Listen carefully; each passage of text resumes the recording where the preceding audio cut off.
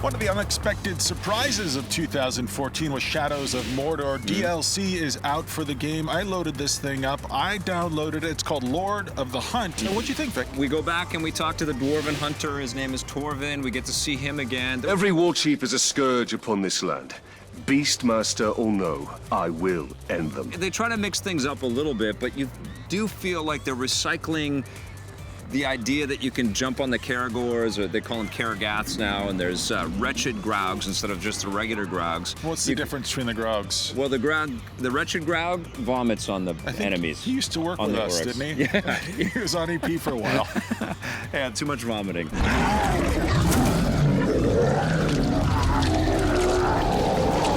Basically, you run around on these creatures, and there's an over-explanation on how you can do it.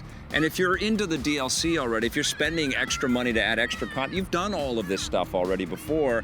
You do get some new war chiefs. They're called Beastmaster Warchief. So all of the ways that you topple them now are... Look at us, the conversations we're having. It's very nerdy, but the way that you topple these new Nemesis is you've got to use the beasts. You know, you've got to sneak up and attack on top of one of the Caragors, or on a wretched Grag, you have to go through and wipe out 25 different orcs and get to the bad guy and kill him that way. I just enjoy hearing you say the word grog over and over again. I know. Yeah, you sound like you're from Boston. There's so many...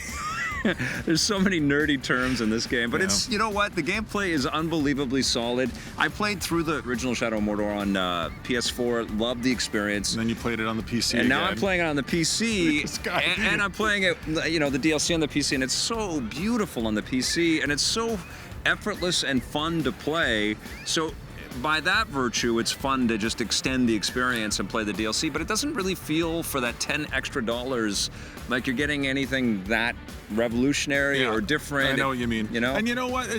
One of the things that I loved about this world was that it was so big and expansive, and we got to encounter all these characters from Middle-earth who we were unfamiliar with, and this sort of makes the world just a little bit bigger. But you're right, though. There's a lot of repetition in the gameplay experience and in the gameplay itself, and there's not enough new stuff here.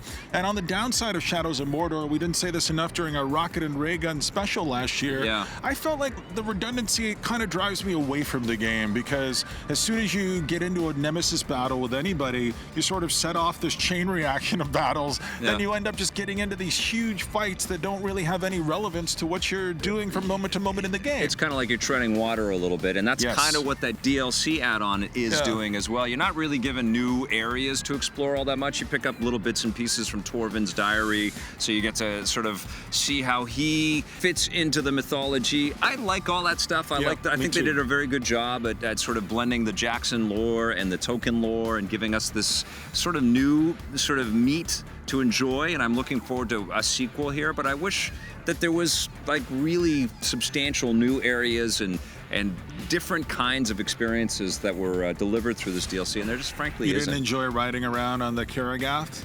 I did. You can sneak around on them, which is kind of interesting. I mean, the stealth killing on top of the giant creature was kind of cool, and the puking on the other characters was kind of cool for a little while. You know, the Nemesis system, you can't argue with that. That's terrific. And, you know, these guys did a great job making this game. Personally, I'm not that intrigued by it as much as I feel like I should be. But the DLC? Still, Yeah, I mean, you kind of want to give it the benefit of the doubt because the game is so solid, but this does feel superfluous. I'm going to give it a 6.5 out of 10. Gets a 7 from me.